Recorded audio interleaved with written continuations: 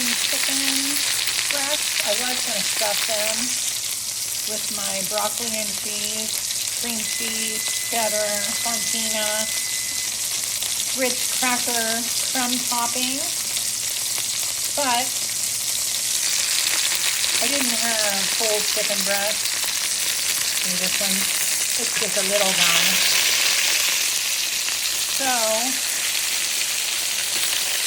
I'm just doing